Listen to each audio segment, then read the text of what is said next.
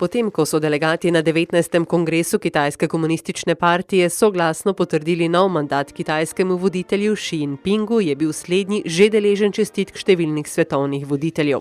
Med prvimi se je oglasil ameriški predsednik Donald Trump in kitajskemu predsedniku čestital za uspešno izpeljan kongres.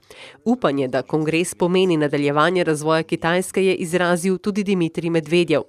Oglasili pa so se še italijanski predsednik Sergio Mattarella, kubanski voditelj Raul Castro in prvi mož Severne Koreje Kim Jong-un. Obsežna slovesnost pokopa pokojnega kralja Bhumibol Adulyadej se je pričela ob spremljavi bobnov in starodavne flavte. Njegove posmrtne ostanke so prepeljali v zlati žari na kočiji iz palače do krematorija.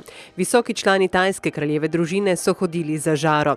Njegovo truplo je eno leto ležalo v vladni palači. Žalujoči so se zbrali in spremljali slovesnost ter se v tišini poslovili od mogočnega vladarja. Iz živalskega vrta blizu uničenega sirijskega mesta Alepo so rešili tigre, ki so živeli v nevzdržnih razmerah. Med reševalno akcijo so tigre z imeni Sultan in Saida preselili v varnejši živalski vrt.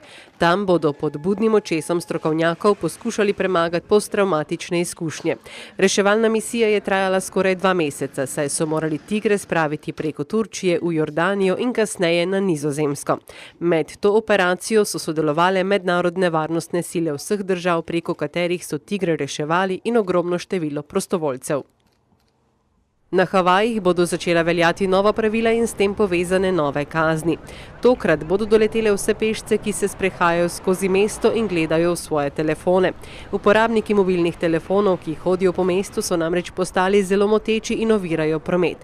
Vsak, ki bo gledal telefon, ko bo prečkal prehod za pešce, bo kaznovan s $35. Stalni prekrškarji pa s kar $99. Ukrepi so bili sprejeti predvsem zato, ker se je število poškodovanih pešcev drastično povečalo in vzrok za to je bila uporaba mobilnih telefonov med prečkanjem ceste. Prvi satelit, ki so ga naredili na Kostariki, je bil poslan na zadnje testiranje na Tehnološki inštitut v Kyushu na Japonsko.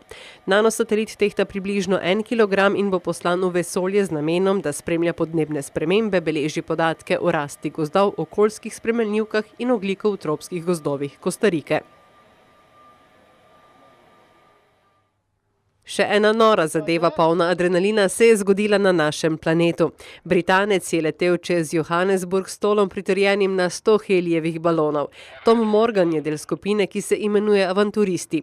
V 2 urah je preletel 24 kilometrov in dosegel najvišjo višino 2438 metrov.